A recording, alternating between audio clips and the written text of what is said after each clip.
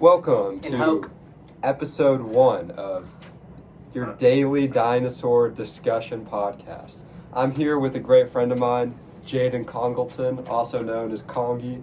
He's a fellow dinosaur enthusiast. Why don't you introduce yourself? Say something about yourself. So, my name's Jaden. I'm friends with Burroughs. Unfortunately, me and him was both in the same pledge class, and we're both in a chapter. You might know it. It's called Sigma Chi. Okay. Enough of him talking for right now. Nice, okay. So, we're going to talk about what significance did the movie Jurassic Park have to you, just as a person in general? If you want, I could go first. Yeah, you can go first, yes. Okay. Well, when I think of Jurassic Park, I think about the message Steven Spielberg was trying to send with how science itself is just dangerous. Like, if you push the limits of science too far, it's just not a good idea, Bad things happens all the time. Other things to talk about, love the dinosaurs, love the sets, love the effects, the animatronic dinosaurs, very scary, but there's a lot of underlying themes that are also good in the movie Jurassic Park. I don't know. I'm going to agree with you. I think kind of just what you just said. I'm gonna agree with that. Like the whole basics of like you can't. I think we'll go more into this a little bit later, but kind of just like you can't play God whenever you're just like exactly. And especially it's dinosaurs. What did you expect? Yeah. What's your favorite scene? Depends which one. Honestly, the first one. First one, I'm honestly going to say at the end, whenever the Velociraptors are like jumping on the T-Rex, and then the T-Rex wins, and he looks back at the camera, roars, and then like the flag is like falling down. Yeah. I think that scene is pretty cool. Yeah. No, that's good. That's good. Okay. We're going to get into a little more serious discussion. This is a pretty big question, but in Jurassic Park, there's lots of themes of cloning technology and such. What do you think about cloning technology? Cloning in general, I think the idea of it's cool, but it can also kind of be scary in the fact of kind of like how we already have AI. I'm not going to say that's cloning or anything. Yeah. I'm just saying that we've had some problems with AI in the past. But it's also given us good opportunities to I think things. Cloning, it can be scary because where does it stop, Yeah. For cloning, when it comes to dinosaurs, it might seem cool at first, Brand new dinosaurs, you get to see stuff.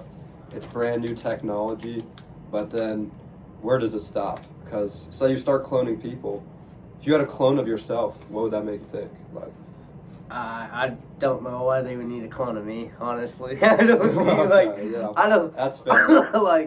I'm just saying it would push kind of like an identity crisis. Like an identity theft type of deal, Yeah.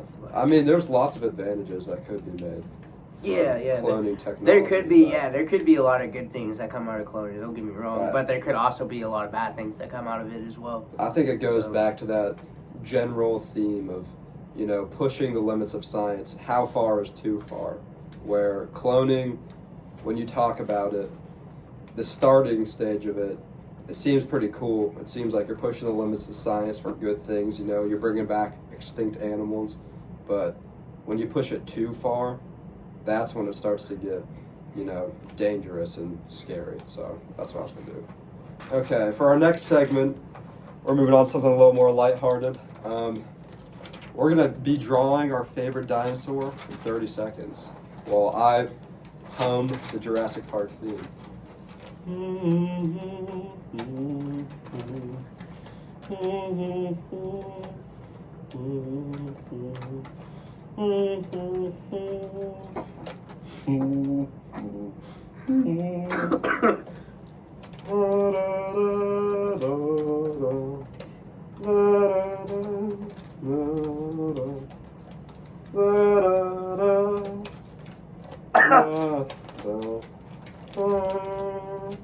10 seconds.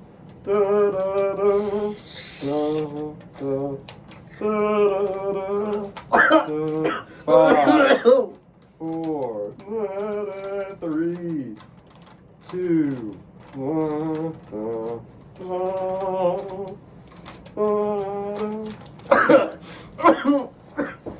This segment is now over. Jaden, would you like to show them your drawing and talk about your favorite dinosaur? I drew. Bring it a little closer to the camera. Let them see. Right.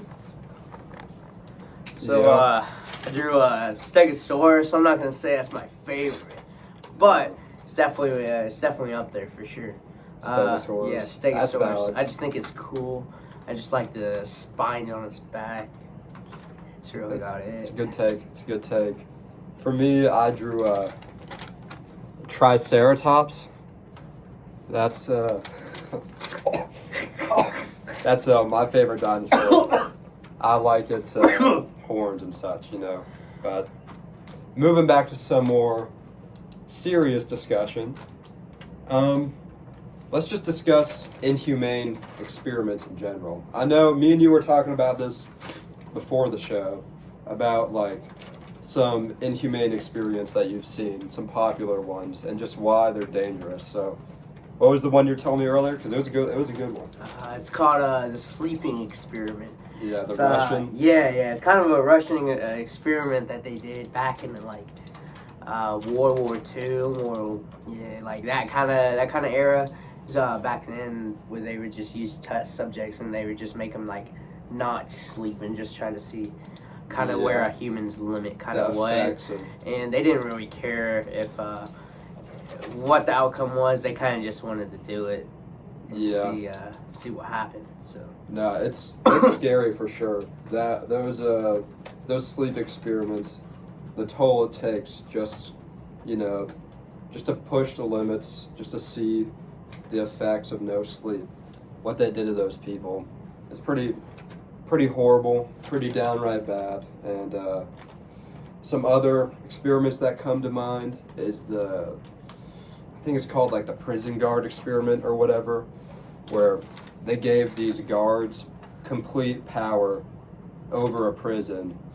Oh yeah, I know what you're talking about. Is it the one where they all had where they were dressing up as cops? Okay, exactly, yeah, I know what you're talking about. Exactly. They had no prior experiment or experience to being a prisoner or a guard. But yeah, it was kind of a random thing. They kind of chose random. There was a group of scientists. They kind of just chose at random who was going to be a guard and who was going to be like an inmate. And kind of just during that experiment, the cops, they kind of just lost control, and they kind of just thought they were actual cops, and they just got worse. Like, a lot of the prisoners were begging for the experiment to stop, but the scientists didn't want to. They wanted to keep studying, and so it just shows the length of what some scientists will do to get their results, and sometimes it's just not right.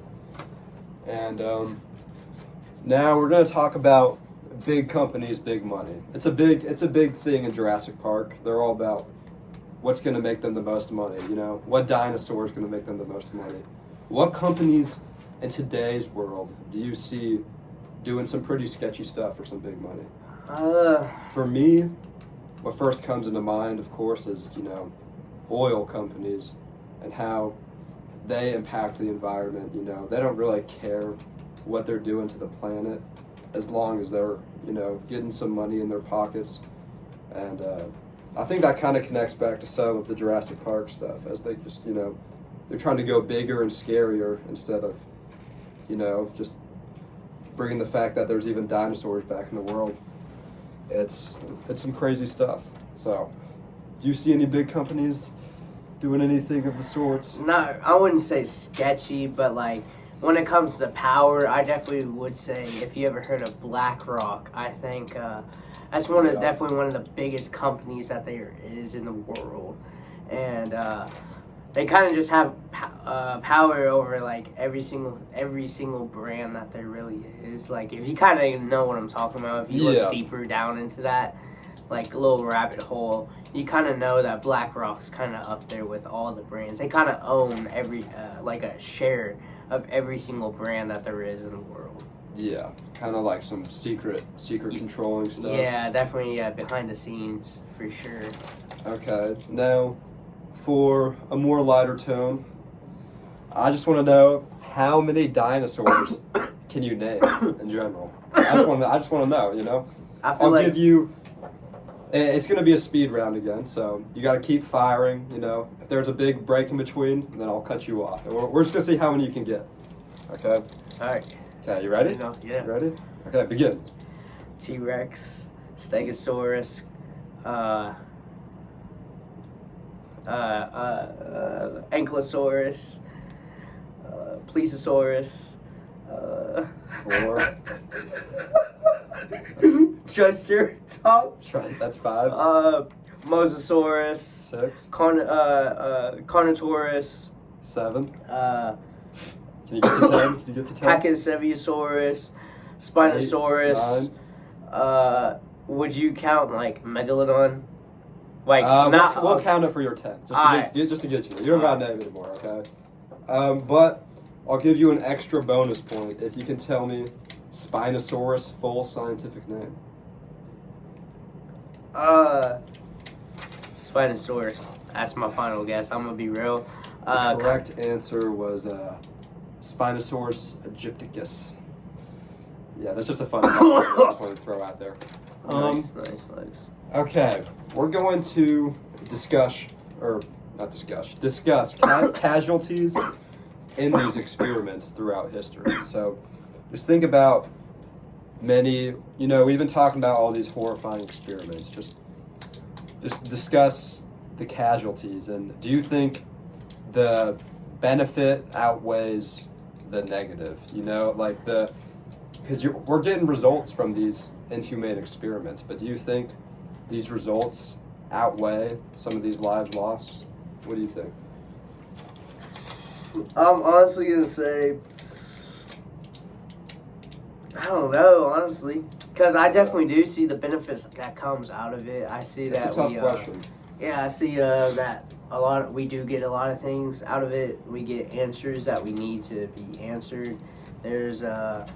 But then also at the same time, like, what are the benefits for it? I mean, really, at the end of the day, we're kind of putting these people's lives at risk. Kind of with the whole guard experiment, like, there's people that was, like, begging, like, just for it to stop. Yeah. And, like, I don't know. Like, even though they got their answers, and, like, most of them, at the end of the day, I mean, it's kind of what it is. I mean, I always think that we should value the human life more than any result, but these experiments are still going to happen regardless of what you think is right or wrong. And so even when we get those results, I think it's important to remember how we got them so we can prevent that from happening in future experiments. Okay. Our next discussion is we're going to talk about the meteor real quick. The meteor? Yeah. Nice. What? We're talking about the same meteor that killed the dinosaurs, right? Yes. 65 million years ago. Yes. That actually came into our atmosphere. Took a couple hours, and it hit Mexico, if I do believe. Yes. Yes, that meteor. Yeah. Do you think the meteor is some kind of sign from God as to why dinosaurs or anything that got extinct by it should just not exist today? Or do you think it's just chance that the meteor hit? Honestly, I mean, if we're going to bring God into this, I kind of just think it was just his plan. I mean, everything usually goes by his plan. Mm-hmm. It was just but yet it was also just one of the things that just happened to happen.